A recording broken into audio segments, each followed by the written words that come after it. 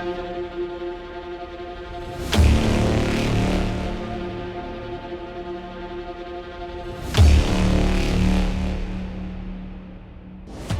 be a CASA volunteer, it takes commitment, diligence, objectivity, and passion. Training is 6 weeks long and involves both online and in-person work. It's not a job for everyone, so the question you have to ask yourself is, do you have what it takes? Welcome back to another episode of CASA Superheroes. We've been following Nick and Shonda as they journey through the CASA training program to see if they have what it takes to become a CASA advocate. We're only 1 week away from graduation, where we celebrate all their accomplishments. But before they get there, they have to do one final thing, the post-training interview. Let's see how the interviews went.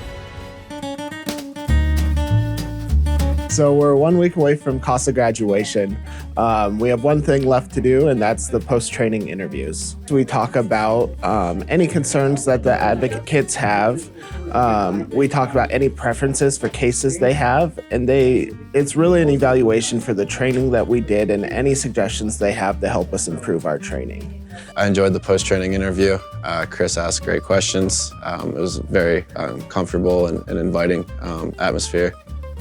I felt that we were able to address the key topics while also having occasional laughs and focusing on what needs to happen next, what was good and may be improved upon in terms of training. But all in all, I was happy with the post-training interview, and I would like to just one more reason that I'm excited to become a CASA. So today I had my post-interview, and we went over the last 5-6 weeks of training, and I feel that the CASA program training was way above my expectations. I think rightfully so. I was nervous going in that I was going to be prepared for something like this, and they did assure you at the beginning that they're going to do the best to train you, give you all the tools and the support that you'll need. But each week it just felt better and better, learning about all the different things that you don't even think that you need, or just thinking outside of the box and all the different aspects of the court system and the reporting and developing a rapport with your kiddo, and just all of that, it wrapped up nicely. I thought that the Flathead folks did a really good job. I feel great about going into the new year, taking on my first case and seeing if I can help. And so throughout training, the advocates are thrown a lot of information in a very short amount of time, but it really helps them develop those preferences that they have for cases, and we really want to help them find the perfect match. And so we get to know them really well, and they are able to speak to the kind of cases that interest them and where they feel like they can make the biggest impact. I mean, at first, I kind of thought about it after I think you brought it up a few times in class. Maybe like an older boy, like someone that's kind of like what Hunter was, I think, talking about with his case, where he had a 16, 17-year-old. He was kind of because maybe I thought that I could sympathize a little bit. Not that I've been through something like that, but kind of be able to I don't want to say relate, but have an easier time understanding maybe what their challenges are. And being close to his age. Yeah. So do you wish to become an active advocate? So get a case. Yeah. Just in case you want to. This is awkward, but no. Thank you guys. yes. Okay. Yes, I can say that. All right. So thinking about cases that you would be interested in, are there any case issues that you found interesting? That you would want to work with? I feel that I am comfortable with any kind of mental health. Mental health of the parent or the child. Probably a substance abuse. I don't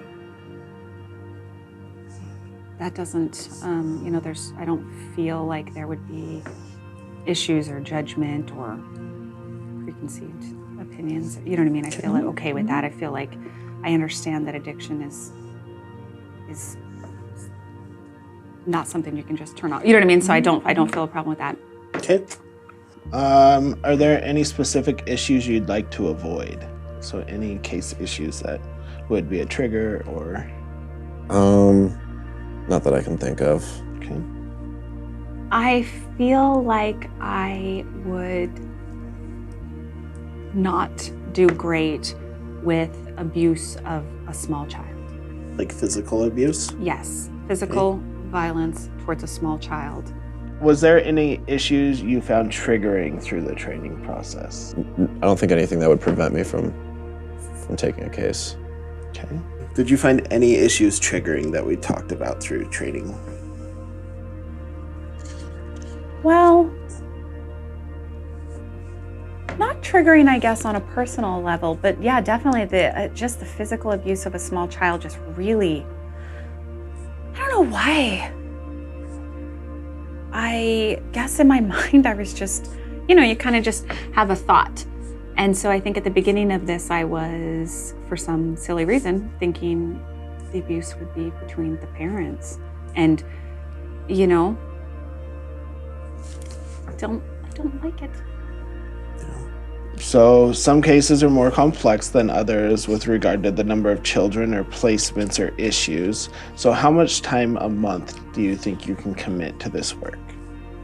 I don't think there's any restrictions in terms of that. Flexible work and work from home.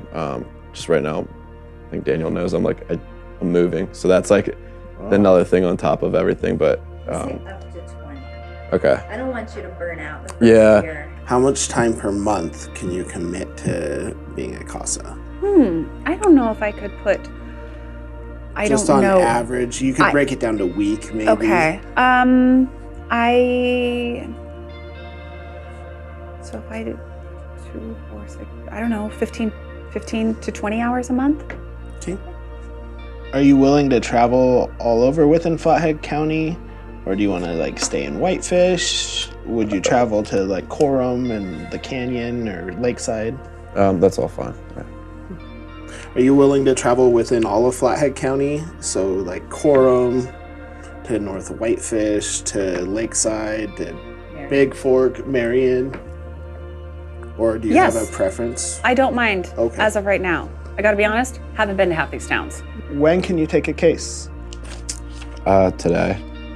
So we have to wait for your background check. Right. But once we have that, you ready? I'm out of town from the 23rd to the 28th, and then after that, I'm here indefinitely. And when do you want to take a case? We're still waiting for background checks, so it's not like today. I would like one today.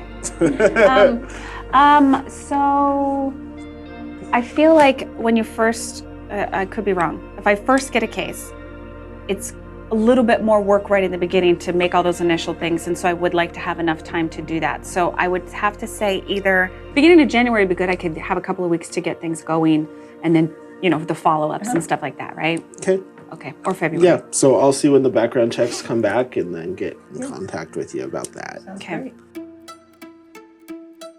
I haven't graduated from a school or program in a while, so graduation will be kind of a newer experience for me, at least recently.